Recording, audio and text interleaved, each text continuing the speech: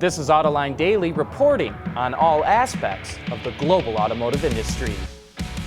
It sure looks like a lot of police departments like the idea of hybrid interceptors. Nearly 20% of all the police cars that Ford is selling are hybrid versions of the Ford Explorer.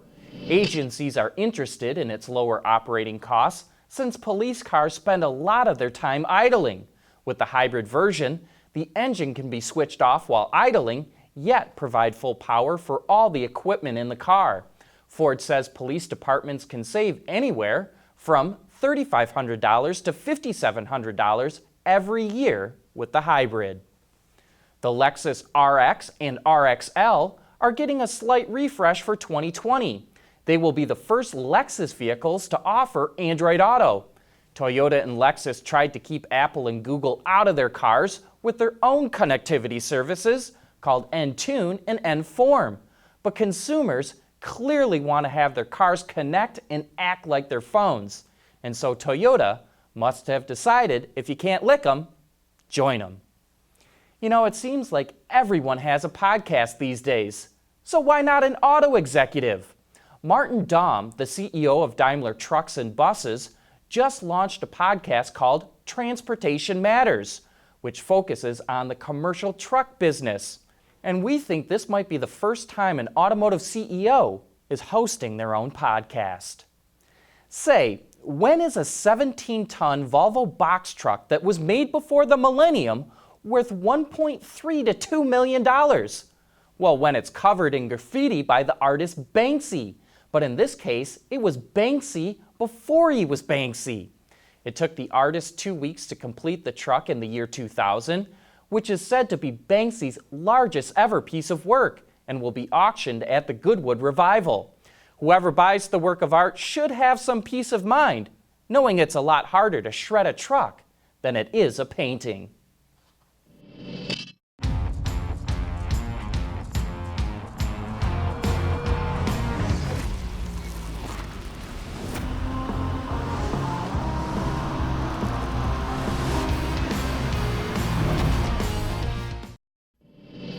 Lamborghini is coming out with its most powerful car ever, a hybrid called the Cyan. It's powered by a V12 with a 48-volt electric motor incorporated into the transmission. Instead of a lithium-ion battery, it uses a supercapacitor, which is 3 times more powerful than a battery of the same size and 3 times lighter than a battery with the same power.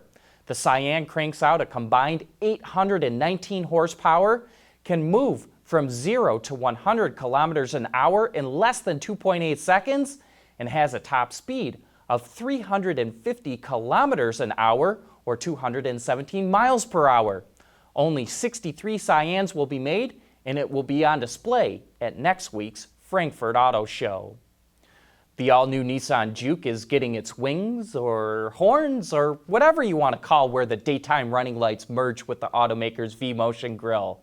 The fun character of the previous model was traded out for a more aggressive look with a 2-tone paint job and sharp, crisp lines. Engineers were able to increase the size of the body, which translates to more room for passengers and 20% more storage room.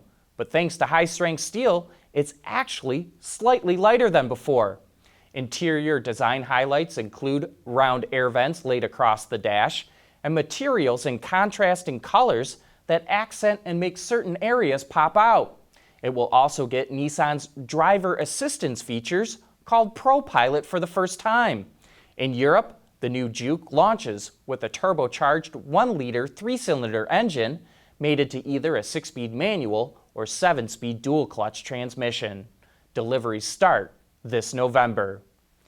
Mercedes is showing off its vision for a future luxury sedan interior.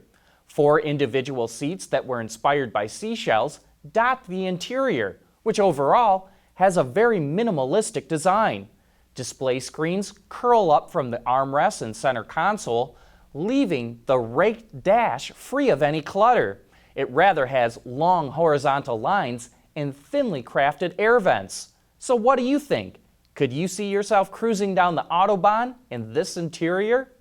And speaking of future electrics, John and Gary will be talking a lot about Rivian on Autoline After Hours this Thursday with special guest Mike Tracy from the Agile Group. Speaking of John, he'll be up next with some thoughts on a possible UAW strike. Autoline Daily is brought to you by Bridgestone Tires, your journey, our passion, and by Keycurt, technology that leads. The UAW just picked General Motors as its lead target for a new labor contract. No surprise there. The union is furious that GM closed 2 U.S. assembly plants and 2 powertrain plants and is making the Chevrolet Blazer in Mexico instead of moving production to one of those plants. It is itching for a fight with GM. The union says that 96% of its members at GM, Ford, and FCA voted to authorize a strike. But that's just the result of those who actually voted. Let me let you in on a little secret. The UAW never says how many workers actually voted because the turnout is always embarrassingly low. Besides, the rank and file are furious about the corruption in the union. They're likely to reject any contract that the union leadership negotiates because they don't trust their own leaders. The only hope the leadership has is to deliver a sweetheart of a contract that provides generous wage increases. Meanwhile, General Motors, which has the highest automotive labor costs in the United States, is looking for ways to cut those costs. The contract expires on September 14th, so we'll know then what's going to happen. But it sure looks to me like we're headed for a strike. Anyway, that's the way I see it, and with that, we wrap up today's show.